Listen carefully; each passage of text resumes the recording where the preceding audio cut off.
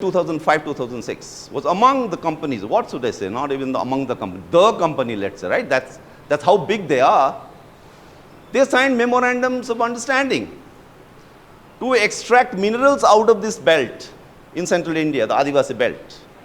And soon after that, you know what happened? Salwa Judum.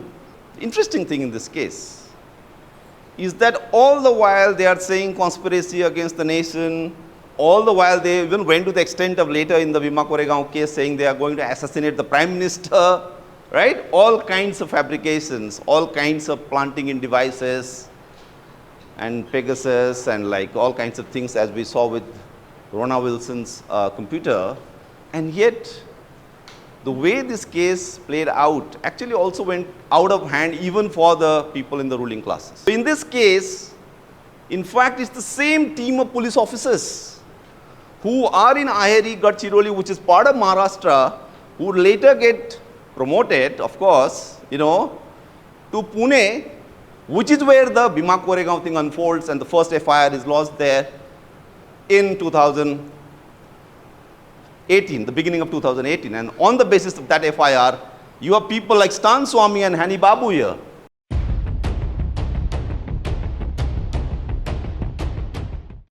Sai, we used to call him Sai, is not with us, and maybe it's still sinking, you know, this, to come to terms with this, that right from this department here, English department, that Sai is no more with us, and also because once he came out of jail, he was in so many ways not the same Sai, you know. We knew him from before. Nandita just recounted what happened in 2013. That's the month of September. I think it's the 8th of September 2013. That was the time when the police comes and raids his house. There was also the local police here. I remember after the raid, could be the first or the second raid, or maybe the day Sai is taken away finally, which is in 2014, just before the Modi government comes to power. Just before the Modi government comes to power in May 2014, he is finally arrested. I remember going with Vasanta to, I think it was the civil lines police station here, to find out where is he. Because it was a kind of an abduction, you know. It was a kidnapping. It was more like a kidnapping when he is on duty. They say that if you are on duty and if you die, then your kids will get a job as a compensation. Picking up someone who is on duty, exam duty, he was correcting scripts, he was coming back home, right here. So doubly illegal, you know. So right since that day, or even from before, we knew Sai. So 2013 in September, when the police first comes, so the local police, there were some higher intelligence guys in that team. And then you know who was there? Which other police force was there? From Aheri. I wonder how many people have heard of a place called Aheri. It's the Aheri police station. Officers have come. Where is Aheri? What is this connection?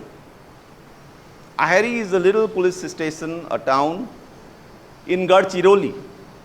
Gadchiroli itself is something which we need to again wonder where it is. The point of the matter is that this is a mining zone where there are enormous mines and there are big companies, big corporations that are running those mines, that are extracting resources, displacing the Adivasis there. So right at the foundation of this case, you know, we can come to what judge did what later and all the kinds of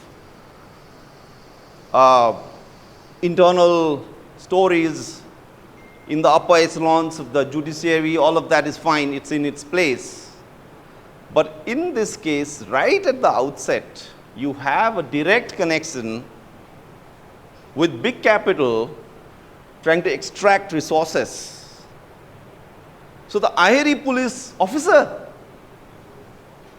and those of us who were physically present that day, Nandita one among them, I think Professor Vijay Singh, we were there, you know, and we could see these police officers from Aheri. I think Suhas Bawache was one of them. And let me tell you, what started that day continues in the Bhima Koregaon case. The police officer who raids and arrests a lot of the Bhima Koregaon arrested is the same police officer. Is not just the state in their abstract sense, you know. We always say it's the state doing it, state carrying out. Of course it's the state. We say it's capitalism and what have you. But in this case, it's a concrete case, right? Somebody has died. Somebody was convicted. So there are names to be taken. So in this case, in fact, it's the same team of police officers who are in Aheri, Gadchiroli, which is part of Maharashtra, who later get promoted, of course, you know, to Pune, which is where the Bhima Koregaon thing unfolds and the first FIR is lodged there in 2018, the beginning of 2018. And on the basis of that FIR, you have people like Stan Swami and Hani Babu here. You have people like Rona Wilson and Sudhir Dhawle. You have Kabir Kala Manch activists, singers. Today, we are supposed to do some poetry and singing. Kabir Kala Manch.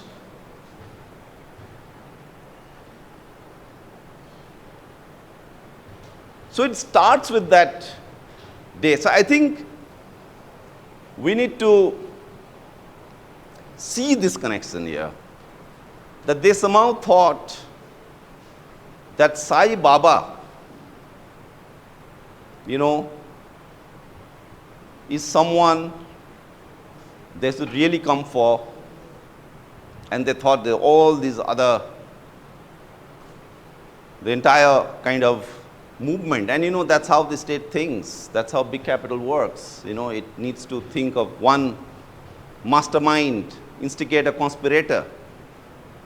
And yet, you know, the interesting thing in this case is that all the while they are saying conspiracy against the nation, all the while they even went to the extent of later in the Bhima Koregaon case saying they are going to assassinate the Prime Minister, right? All kinds of fabrications, all kinds of planting in devices and Pegasus and like all kinds of things as we saw with Rona Wilson's computer. And yet, the way this case played out actually also went out of hand even for the people in the ruling classes. Like beyond a point, I mean, they were, you know, covering such a huge and massive fraud, you know, the kind of things that is going on in central India, the kind of almost like a genocide of Adivasis, if you ask me, in Dandakaranya, you know, that the state, the ruling classes, in fact, the political class as a whole also, including a lot of the opposition parties, you know, and Nandita will testify to it, you know, we know who did what in this entire saga, that in the way even the court cases unfolded, you saw that they were forced to speak the truth. So they knew in a way as though they acknowledged that this entire story of conspiracy against the nation, terrorism, even the bogey of Maoism, you know, all of this actually is not the real thing, and they were forced to admit. And I'm referring to you to, I think it was the October 2022, you know, the judges saying that one, Saibaba is the brain, okay. Now, you know, so it's not the same thing to say is the brain. You know, it's not the same as saying the conspiracy against the nation. But beyond that, I think it was the conviction judgment, that which convicted him for the life imprisonment. That judgment says that he is blocking, right? What was that? Blocking development. You know, he is not allowing big companies to come and invest. They admitted it. You don't have to refer to PUDR, PUCL or Apurvanand to kind of reveal this truth, you know. The conviction judgment is openly saying, ye Tata, Jindal, SR, I'm sorry, I can't only point the fingers to Adani and Ambani. In fact, Tata, recently, in fact, I was thinking we should write an essay comparing the death of Saibaba with the death of Ratan Tata. You know, Ratan Tata, people are mourning his death, left, right and center. And we are also mourning the death of Saibaba. Ratan Tata, this is I think 2005, 2006, was among the companies, what should I say, not even among the companies, the company, let's say, right? That's how big they are. They signed memorandums of understanding to extract minerals out of this belt in central India, the Adivasi belt. And soon after that, you know what happened? Salwa Judum. Salwa Judum is directly connected to corporate capital. Salwa Judum is directly connected to Vedanta, SR, Jindal, Tata, and all the rest. So the courts are admitting, judges are saying, not just that, they're directly saying that this man called Saibaba is blocking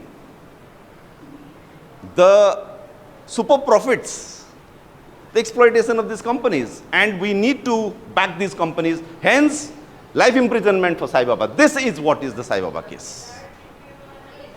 So, in that sense, this is an absolutely unique case in this country. We will remember Pandu Narote, we will remember Stan Swami, we will remember all the other political prisoners in jail today, including Omar Khalid, Gulfisha, Hani Babu and all of that.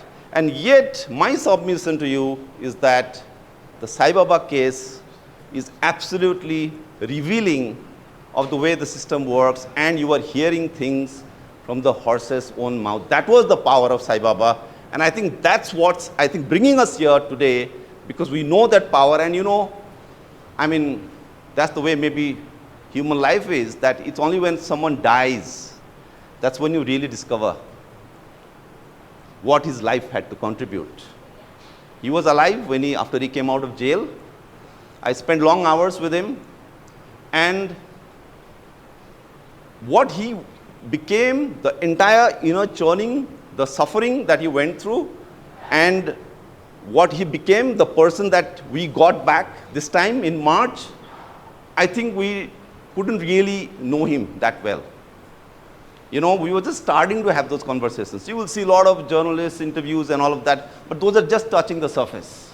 So that is the biggest loss. I remember, you know, when I was writing the piece in Wire, the first thing that came to my mind, you know, was this Gabriel Garcia Marquez novel, where he's very old and he's writing his autobiography. And you know what he titled his autobiography? Living to Tell the Tale.